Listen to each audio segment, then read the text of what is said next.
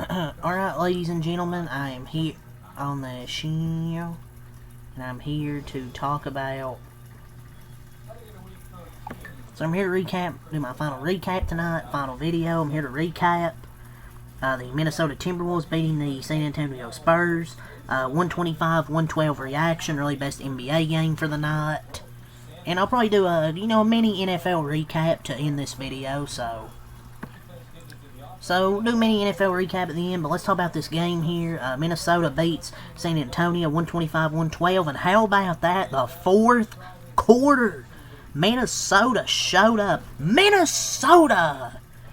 36-19, they outscored the Spurs in the fourth quarter to get the win. Obviously, without Victor Wembanyama, excuse me.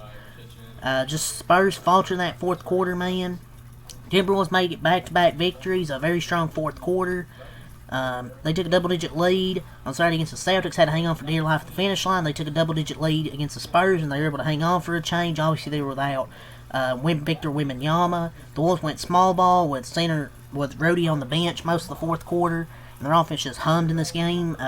Anthony Edwards had 32 points, became the Wolves franchise leader in 30-point games. Randall had 22, 12, and 6. Reed added 15. Dante DiVincenzo added 18. De'Aaron Fox led the Spurs with 25 points. In this game, San Antonio played its 7th game in a row without Wembanyama because I believe of a calf strain, if I'm not mistaken. Edwards finished with 32 points as his Timberwolves pummeled the Spurs in the fourth quarter to get the victory here at Target Center, 125-112. It marked the 5th consecutive 30-point game for Edwards, the longest streak of his career. Randall had 22 points, 11 rebounds. For the Spurs, De'Aaron Fox had a 25-piece for the Spurs. Keldon Johnson and Devin Vassell chipped in 22 apiece, and Spurs actually led by 4 heading to the fourth, 93-89. And it seemed on the verge of stealing another road win with injured starters Wembanyama and Stephen Castle back in San Antonio. Instead, the wheels just came off. The wheels come off the bus, or more accurately, the Wolves shot the wheels off. You could say they made 7 three-pointers in the fourth quarter, one fewer than the Spurs made the entire game, so they went off in the fourth quarter. That allowed the Timberwolves to open the lead. That got as high as 16 points with the Spurs, which the Spurs cannot challenge. Some takeaways coming out of this game: the Wolves kind of find their distance, the Spurs do not. For 3 quarters Sunday, the Spurs were able to control the game somewhat without doing too much from 3-point range. That disparity from distance came to bear in the fourth quarter. Minnesota made 5 three-pointers in the first 5.5 minutes of the frame. Niles Reed hit 2, DiVincenzo hit 2, and one by Mike Conley to shoot their way into the lead. The Spurs, meanwhile, continued to clang away from 3-point land. Brick. And as the Wolves, who trailed by 4, went up by as many as 14, the Spurs only made 8 of their 33 threes from 3-point line. The Timberwolves were 17 of 37. They outscored them by 18 points in the fourth quarter from 3-point range alone. A big reason they were able to pull away in this one in the fourth quarter. And Dylan Harper, yeah, he's back. The rookie guard dazzled in his 3rd game back from calf strain, turning his best scoring outing of the month with 13 points. His array of downhill drives and nifty finishes helped keep the Spurs in the game for a while. 3 of Harper's first 4 baskets came via crafty finishes from Rudy Gobert, 4-time Defensive Player of the Year winner. You know, he seems to have his aggressiveness, explosion, acceleration back. He did have 13 points. I think he didn't have any assists, though, but whatever. But he's back on the floor. The Spurs' road goes on forever. They flew home to San Antonio after Sunday's game, completing a 4-game trip that had them away from home for 8 days. So, now they're back on the road. The trip begins with a back-to-back Wednesday in Orlando, moves on to Cleveland and New Orleans. From there, they head directly to Los Angeles in the NBA Cup quarterfinals. If they win that game, it's on to the NBA Cup Final Four. If they make that, they will reach mid-December, having been at home for 36 hours and 3.5 weeks. So, a bunch of road games. I gotta pull up my stat sheet here, my computer. Hold on. So, let's get to the stat sheet here. We went over some of it. Let's go over the full stat sheet. For the Timberwolves, we'll start. Anthony Edwards, what a game from him tonight. 32 points, He was 13 of 18 from the field, 4 of 6 from 3. He did have 7 turnovers, but he had 6 assists. Who cares when he had 32 points and 13 of 18, only missed 5 shots the whole game. He was absolutely phenomenal scoring-wise tonight. Also had 6 assists. Dante Divonchenko had a really good shooting game for once, it feels like. 18 points, 4 assists, 5 rebounds, 7 of 14 from the field, 4 of 9 from 3, combined 8 3-pointers from Edwards and Divonchenko, and Rudy Gobert, 8 points, 8 rebounds, 2 assists.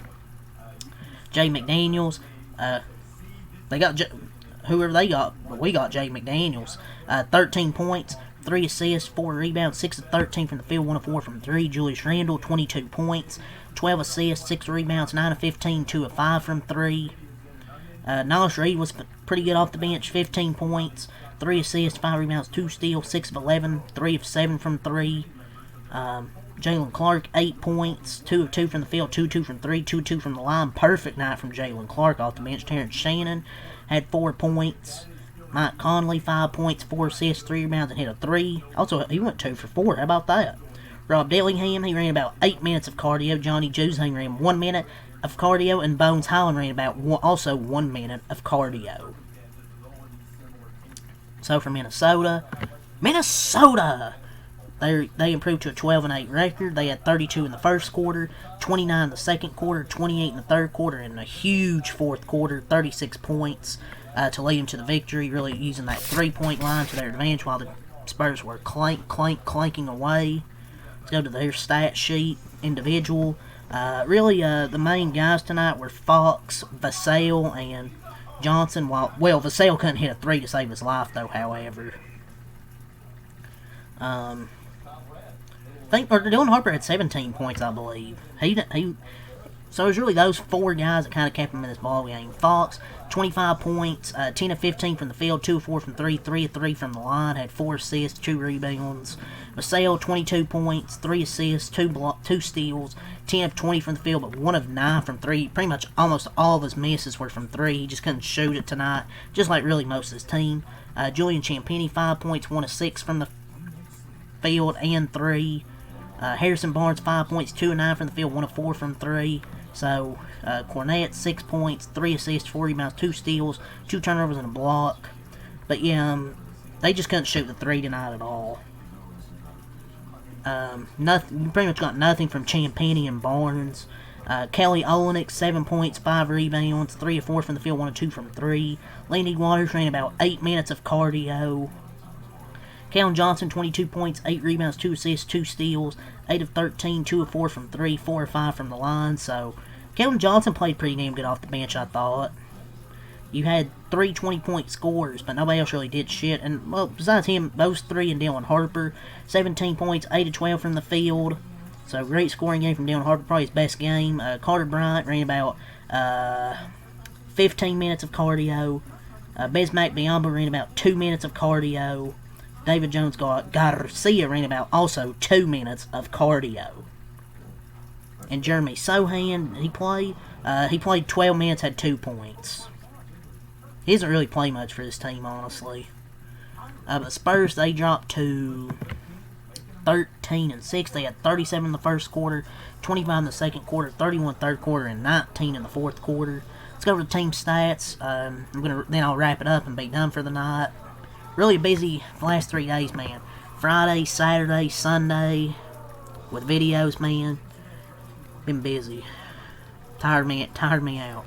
Let's get to it here. Timberwolves shot 56 from the field, 45 from 3, 17 and 37, 76 from the line, 36 boards, 10 offensive, 26 defensive, 35 assists, no blocks, 5 steals, 12 turnovers, 9 points off turnovers, 7 fast break points, 52 in the paint, 16 fouls, our largest lead of 16, which I believe was in the fourth quarter. Spurs actually shot 52% tonight, but 24 from 3, 8 of 33. Really, they were getting their points in the paint. They couldn't shoot worth shit. 84 from the free throw line, 33 boards, 7 offensive, 26 defensive, 17 assists, 1 block, 10 steals, 10 turnovers, 20 points off turnovers, 10 fast break points, had 58 of their 112 points in the paint, 15 fouls, and the largest lead of 10. So, yeah, let's get to the little NFL recap, talk about the other games. I didn't recap individually. Done 2 individual games, so we'll recap these other games. Let's get right into it. So, Spurs, Timberwolves fans, leave a like, comment, subscribe for more, and you have a good night. So the games I did go over, the Bills beat the Steelers 26-7, and the Broncos 6-7. The Broncos beat the Commanders 27-26. Those are two games I did today, but let's go over the other games. Obviously, I did all the Thanksgiving games and the Friday game. If you want to go back and watch those, watch those. The Dolphins, they beat the Saints 21-17. The Jets beat the Falcons 27-24. The Falcons, it's not looking good, man. They don't even have their first round pick either. The Rams have it, and it's probably gonna be top 10. So, Pendeo face for the Falcons, dude. Trade their first round pick for what?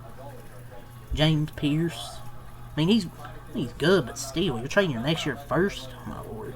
But those are the first two games. The Texans beat the Colts 20-16.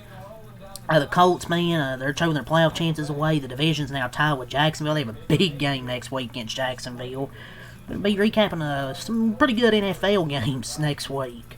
But yeah, the Texans, they're one of the best defenses in the league. Daniel Jones still threw 2 touchdowns despite the fibula injury. But the Texans defense played pretty damn well, man. Only gave up 16 points. C.J. Stroud had that one interception, but he played fine.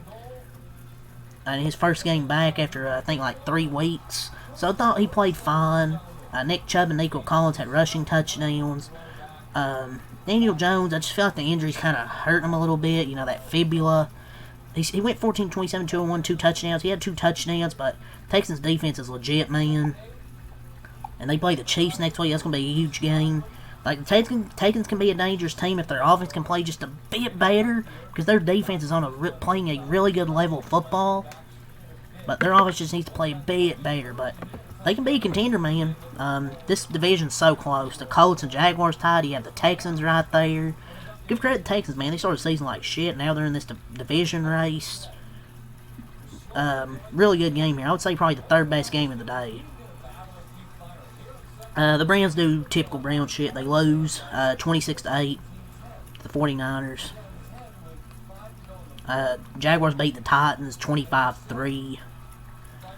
Buccaneers beat the Cardinals 20-17. The Panthers beat the Rams 31-28. Man, two fourth down touchdowns by Bryce Young in this game, if I'm not mistaken. What a win for the Panthers, man. Upset the Rams here at home. Stafford had his worst game of the season. Of course he does. 2 interceptions. He had a fumble. Terrible game for Matthew Stafford, man. Still the MVP. Tummy! But still, man, terrible game. 2 interceptions, a game-losing fumble. They ran the ball pretty well. Corum had 81 and a touchdown. Kyron, 72 and a touchdown. But Stafford really cost him this game. Devontae Adams had 2 touchdowns. Puka had 72 yards. They sacked Bryce Young, I think, 2 times, but what a game from Bryce Young, man. That 4th down to Torrey McMillan. He went 15-22 of 6, 3 tutties, including the one to McMillan, Torrey, how the fuck you say his name? Tortilla. 1 catch, 43 yards and a touchdown. Coker had a touchdown. Hubbard had a touchdown. Hubbard also ran for 83 yards. Dowdle ran for 58. But what a win, man. Proved to 7-6. Rams dropped to 9-3. After everyone, including me, putting them as the best team in the league, and they lose to the Panthers. Panthers such a weird team, man. Especially Bryce Young. Played like shit against 49ers and then plays like that against the Rams. Such a weird team, man. Seahawks beat the Vikings 26-0. He played some dude named Brosmer through like 4 picks in his debut. Phenomenal.